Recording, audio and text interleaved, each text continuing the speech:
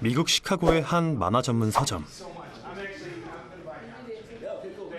슈퍼맨과 배트맨, 어벤져스 같은 슈퍼히어로들의 나라답게 진열대마다 각종 영웅들의 이야기가 가득합니다.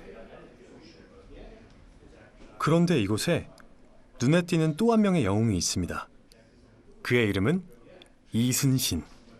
우리가 잘 아는 바로 그 이순신 장군입니다. So this is my comic right here, and it's about a Korean admiral that battled the Japanese in the 1500s, and it's all based on a true story. And 미국에서 이순신 만화책이 출간된 겁니다. To be honest, no. I don't believe I've heard Yi Sun-jin. Korean history, I think, is rather underrepresented, especially here in the States.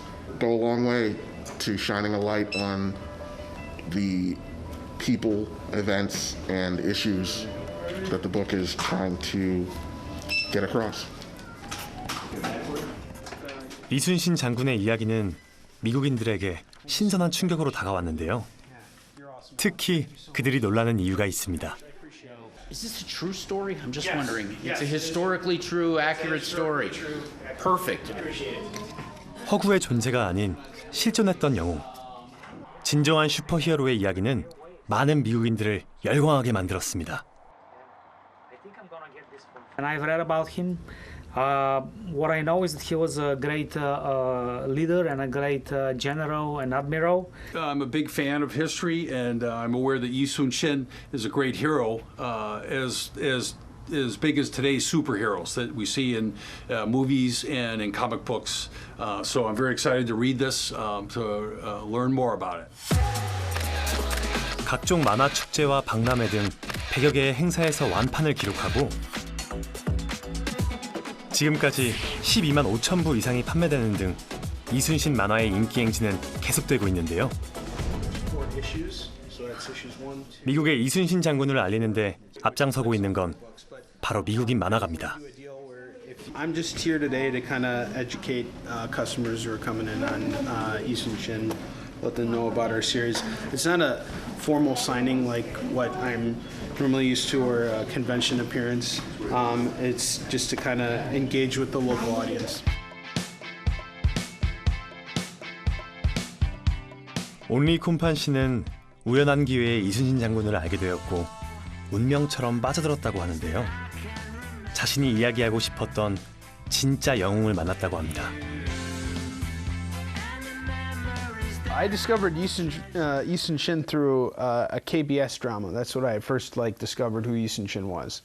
And I started watching the show and I was really into it. A Superman is not someone who is just born. It's a person who rises to the occasion in the moment of great disparity. And that's Yi Sun-shin right there. I mean, you couldn't ask for someone more appropriate. 아무리 만화지만 상상 속의 인물이 아닌 실존했던 역사적 인물이기에 무엇보다 정확한 정보를 전달하기 위해 최선을 다한다고 합니다. Well, first and foremost, it's making sure everything that is essential to history is accurate. So battles need to be very well and thoroughly researched. 수년간에 걸쳐 난중일기와 징비록 등을 공부하고 몇 차례나 한국을 방문해 철저한 고증 작업을 펼쳤습니다.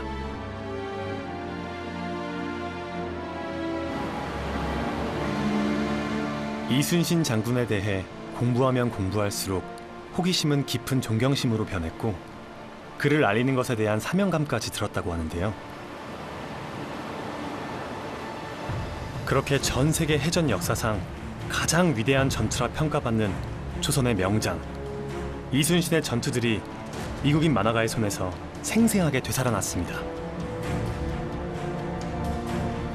You guys can see some of the original inked artwork from the first few issues of Yi Sun-shin. So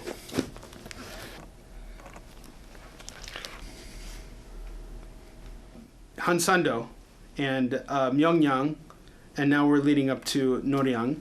And Battle of Okpo is one of the most important battles. Not a lot of people know about it. It was Yi Sun-shin's first naval skirmish, and he didn't lose a single soldier that day. And this is the greatest turning point in the war. Was Yi Sun-shin's first battle and the first victory. K-팝만큼이나 역동적이고 감동적인 한국의 역사는 분명 세계인들의 마음을 사로잡는 매력적인 콘텐츠가 될 것이라고 올리콤판 씨는 확신합니다. There's a huge mania for Korean K-pop and for food and all different aspects, but the history of the country is not really explored that much in comics, especially. So that's why I'm kind of using it as a segue. My hope is to see that more creators see what I'm doing and look for different parts of Korean history that they can sort of find their own ways, telling their own stories, you know. 한때 싸이의 강남 스타일이 전 세계적으로 큰 인기를 끌었을 때 사람들은 참 신기한 일이라 생각했지만 그 인기가 이렇게 오래 갈 것이라고는 예상하지 못했죠.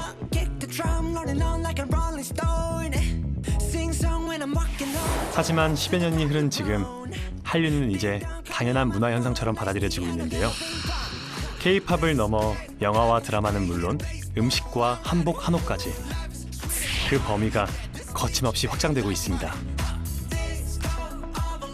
한국의 대중문화가 한국 위상을 높아지게 하는데 아주 큰 역할을 하는 것은 틀림없는 것 같습니다. 한국은 지금 경제적으로 세계 10위 안에 들어가고 군사력으로는 6위 정도 되고 외교적으로도 아주 강한 국가입니다. 이제 그래서 한국은 국가 이미지 정도 해야 하는 나라는 아니고 대외 정책을 지지 얻어야 하는 그리고 국제 질서에서의 아주 중요한 역할을 하는 나라가 돼야 되는데 그러기 위해서는 공공외교도 대외 정책의 뒷받침을 해야 합니다.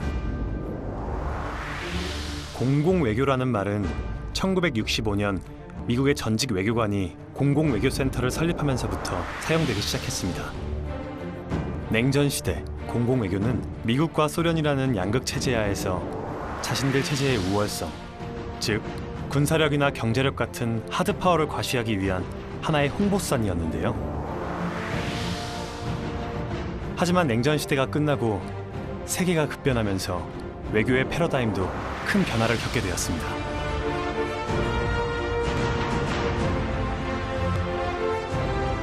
하드파워만큼이나 사람들의 마음을 파고드는 매력, 소프트 파워의 위력이 점점 더 커지기 시작한 것이죠.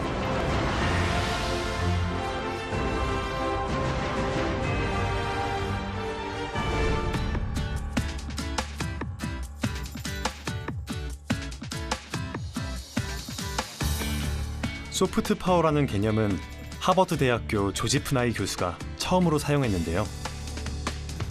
Nice to see you. Welcome. 그는 소프트 파워가 현대 사회를 움직이는 막강한 힘이 되고 있다고 강조합니다. Public diplomacy is the ways in which governments speak to the publics of other countries and try to attract them. So it is a means to the creation of soft power. But people are beginning to pay more attention to it in an information age, realizing that success in international conflicts is not a question just of whose army wins, but also whose story wins.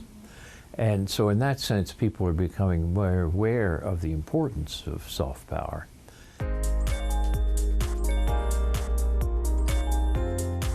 시간과 장소를 가리지 않고 자유로운 소통이 가능해진 인터넷 정보화 시대. 소프트 파워를 활용한 공공외교는 국가 경쟁력을 좌우하는 중요한 요소가 되고 있습니다.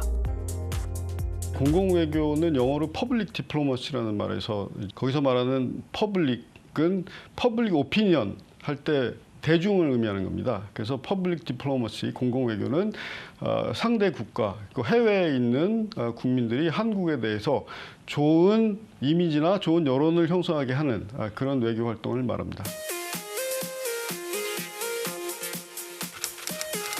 자연스럽게 스며들어 거부감 없이 대중의 마음을 사로잡는 외교.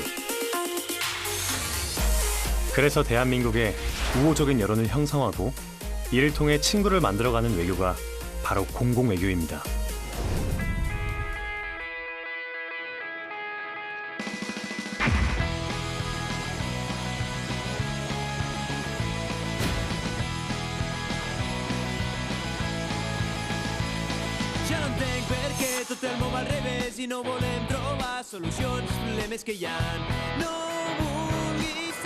유럽의 심장, 벨기에 브뤼셀 중심가에 자리 잡은 한국 문화원.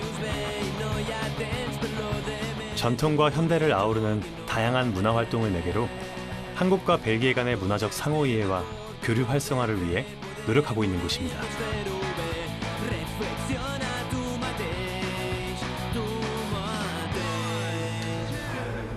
한국 문화의 위상이 높아지면서 문화원은 현지 언론의 단골 취재처가 되고 있습니다. I think a lot of Belgian people didn't know a lot about South Korea, but that changed because of cultural products that we've seen. Everyone knows now about Gangnam Style, Psy, BTS, Squid Game, especially younger people. Everyone in Belgium, teens and people who are 20 years old, know BTS, know the songs about BTS. And also Squid Game, it was also in Belgium one of the most popular series on Netflix. 부드럽게 사람들의 마음을 파고드는 한국의 공공외교는 현지 언론인들에게 긍정적인 평가를 받고 있습니다.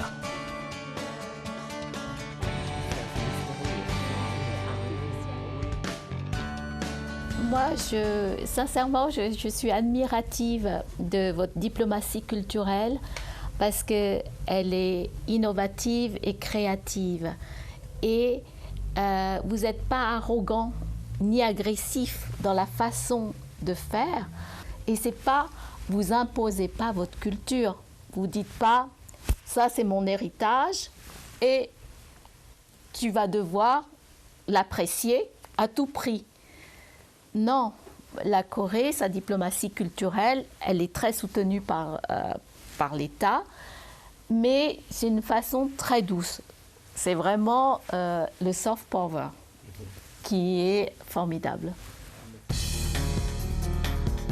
지난 베이징 동계올림픽 당시 중국의 한복공정 논란을 벨기에 언론이 나서서 집중 보도하기도 했는데요. 한국을 바라보는 유럽 사회의 인식이 크게 변화했음을 보여줍니다. 그리고 거기엔 이유가 있습니다. It's especially distinct from other parts of Asia. This is from Korea, and there are no another that is even similar. They all wear this kind of hanbok, but in white version for a long time. Yeah, and it's really typical for them. For example, Solnat, you know? Solnat is like the New Year for them. This kind, and they wear in this kind of festivities. It's really important. 이미 오래전부터 꾸준히 한국의 전통과 문화에 대해 소개하며 유럽인들에게 다가갔던 공공외교의 결과물이라고 말할 수 있겠죠. 벨기에 같은 경우에는 아시다시피 EU의 수도라고 말씀드릴 수가 있습니다. 국제기구라든가 외교관들이 다수 사는 곳인데 이분들은 사실 오피니언 리더라고 말씀드릴 수가 있습니다. 유럽 각국에서 온 오피니언 리더들. 이들을 통해서 한국이 직간접적으로 전파되는 그런 측면들이 있기 때문에 유럽에 어떤 일정하게 확산을 하는데 벨기에가 가지고 있는 지리적, 정치적인 위치 이런 것들이 작용을 하고 있다라고 말씀드릴 수 있습니다. 문화적 소통과 공감을 위한 교두보 역할을 해온 공공외교. 이제 한국은 낯선 동양의 작은 나라가 아닌 직접 찾아가서 그들의 문화를 감상하고 체험하고 싶은 나라로 유럽인들에게 인식되고 있습니다.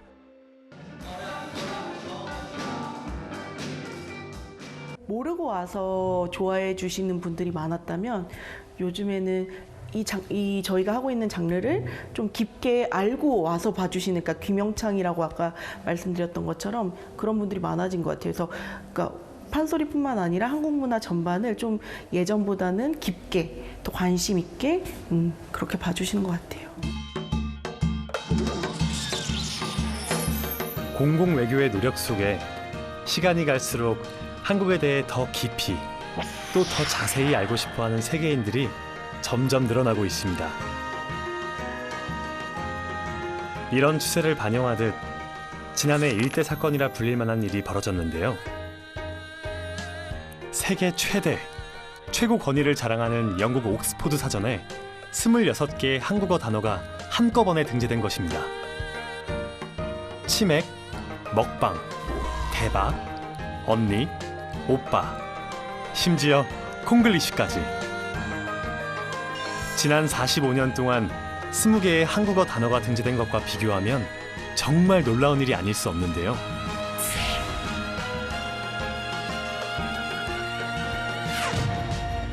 해외 주요 언론들이 크게 주목할 만큼 한국어의 영향력이 그만큼 커졌다는 의미이기도 하죠.